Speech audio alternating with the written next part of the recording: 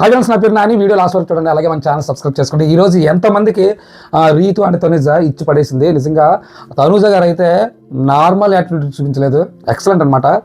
Big boss చూసే ఆడియన్స్కి తనుజ గారి నుంచి తన ఫ్యాన్స్ కోరుకుంటున్న ఆ యాటిట్యూడ్ నాకు తెలిసి హైలైట్ అని చెప్పొచ్చు. ఎందుకంటే సౌండ్ వచ్చిందా అంటుంది, తర్వాత తెలంగాణలో ఇంతకంటే ఎక్కువ సౌండ్ వస్తుంది, సింగిల్ హ్యాండ్తో చేస్తారని చెప్పేసి. అలాగే కళ్యాణ్ గారి దగ్గరికి వెళ్ళి చెయ్యరా అని చెప్పేసి ఇలా తల మరుగుంచుకోవడం, అది ఒక వేరే మాస్ లెవెల్ గూస్ బంప్స్ అనమాట తనుజ గారి దగ్గర నుంచి. తనుజ గారు మాత్రం ఆయుష్కి ఇచ్చి పడేసారు, నార్మల్గా ఇచ్చి పడలేదు, సూపర్ అనిపించింది. నెక్స్ట్ చూసుకో రమ్య మోక్షకి గట్టిగా ఇచ్చి పడేశారు. అలాగే నెక్స్ట్ చూసుకుంటే నామినేషన్లోకి వెళ్ళిపోతే ఐఎస్ఆర్ రీతునైతే నామినేట్ చేసింది.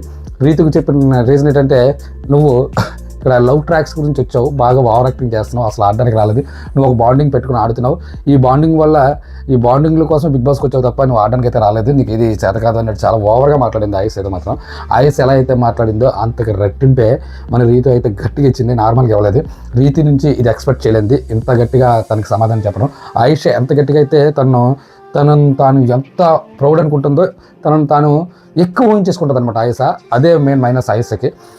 రీతు ఐఎస్కి ఏమాత్రం తగ్గకుండా ఎక్కడ ట్రిగ్గర్ చేయాలో, ఎలా ట్రిగ్గర్ చేయాలో ఆలోచించి రీతు అయితే ఐఎస్ని అయితే రచ్చగొట్టింది అనిపించింది.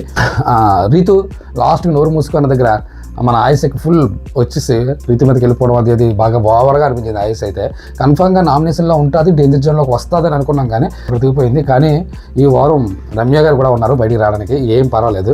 ఎందుకంటే రమ్య గారు పట్టుకుంది ఎవరితో అంటే తనుజ గారి ఫ్యాన్స్ తోటి. తనుజ గారి ఫ్యాన్స్ సొక్కలు చూపిస్తారని అనుకుంటున్నాను నేనైతే, ఎందుకంటే తనుజ గారికి నార్మల్ ఫాలోయింగ్ లేదు, ఇక్కడ మనం చూస్తున్నాం కదా.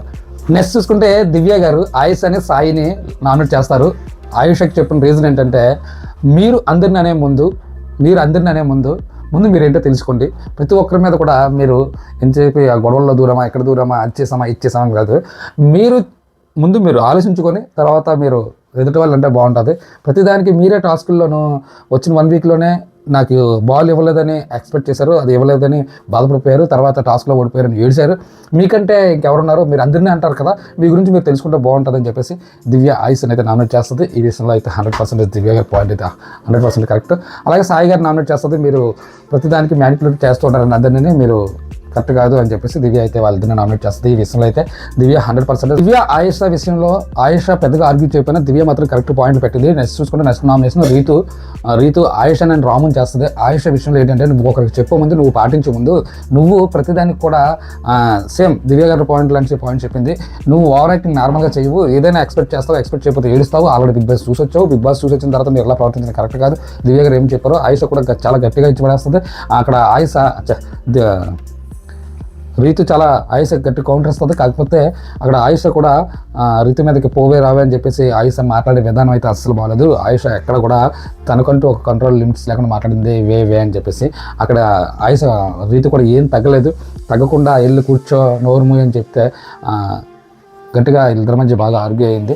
రాముకి చెప్పిన రీజన్ ఏంటంటే, నువ్వు ఎక్కడ కనిపించట్లేదు, ఎక్కడ సేఫ్ అనిపించుకోవాలని చెప్పేసి ఫైర్ స్టార్ వాళ్ళతో అలాగే మనతోటి ఎక్కడ కనిపించలేదు, నువ్వు గేమ్స్ అయ్యి ఆడట్లేదు అని చెప్పేసి రాముకి అయితే ఇస్తుంది. అక్కడ రాము బాగా కొద్దిగా ఎటకరంగా మాట్లాడడం అనిపించింది. తను చెప్పిన నిజమే, రాముకే బెటర్ రీతి చెప్పిన ఆన్సర్ అయితే. కాకపోతే రాము దాన్ని ఎలా తీసుకుని వస్తుందండి, తనుజ గారిని నామినేట్ చేస్తే రీజన్ ఏం చెప్తుందంటే, నువ్వు అసలు గేమ్లే ఆడట్లేదు, నువ్వు టాస్క్లో పెర్ఫార్మెన్సే లేదు, నువ్వు ఎవరో ఒకరి మీద ఆధారపడతావు, తర్వాత అసలు నువ్వు అంటే నిన్ను నమ్ముకున్న వాళ్ళందరూ బయటకు పోతున్నారు, నువ్వు బయటికి పంపించే దేవు అని చెప్పేసి. అంటే ఇక్కడ తనుజ గారి పెర్ఫార్మెన్స్ చూడాలి. తనుజ గారి పెర్ఫార్మెన్స్ చూసిన ఎవరికైనా సరే మంచి నార్మల్గా ఎలివేషన్స్ ఉండవు తనుజ గారికి. ఇక్కడ తనుజ గారు చాలా బాగా డిపెండ్ చేసుకుంటారు.